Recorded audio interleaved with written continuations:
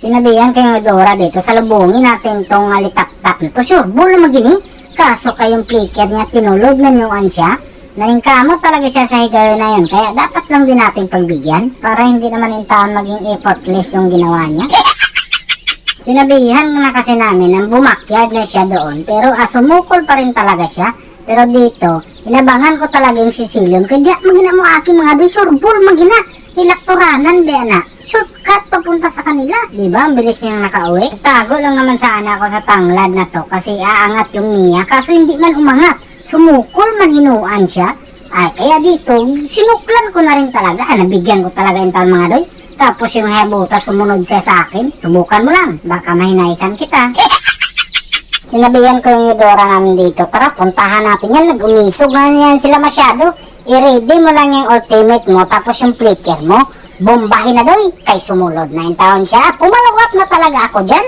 Tapos mag-backyard sana ako dito. Higayo na to. Sus Mario, sip manino ang naglupad-lupad na yung alitap-tap. Tapos sabi ko, backyard na. Sus, kay sumulod manuan yung room namin Teresla na to. Kaya sabi ko, sige sukla na dapat ang sukla. Wala talaga yan silang mahimo sa atin. Sure, bago na good. Agkoy, noon sa manda ito. Tamang pahinga muna ako dito sa tanglad. Pero nakaplano talaga yung dirot na yan. Nasudlin ko talaga yan. Nararamdaman ko rin naman kasi talagang hindi na siya makakalabas dun. Kaya good decision lang yung ginawa ko. Dito, inabangan ko yung shadow ng habutas ko ay bumalik. Maninuan siya. Agoy, buenas. Uy, ala, bakit naman inuhang ako na lang pala yung taon mag-isa doon? Sinabihan ko yung Layla dito, lumikod ka lang doy. Kasi sudlin ko yan sa sulod sa kanilang balayan. Tingnan mo yung gagawin ko dyan, o diba? Kitang-kita nyo na naman kung nakakita kayo. Pero yung Layla Dilimal, lumakas na rin talaga yan mga doy. Kasi pinotektahan ko yun palagi kanina pa. Dito, sinabihan ko na sila dahil nabasag na namin yung tore. Backyard na tayo.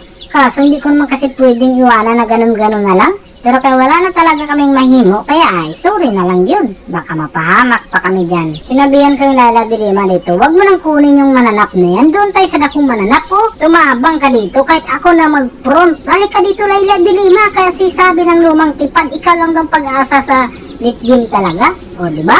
Kung hindi ka tumuho sa akin, iwan ko na lang.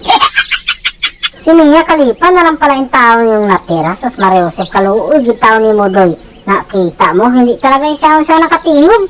Paano ba naman kasi nakabakasyon na yung mga kampi mo? Ikaw, nandyan ka pa? Uy, hala, bakit walang mga minions dito?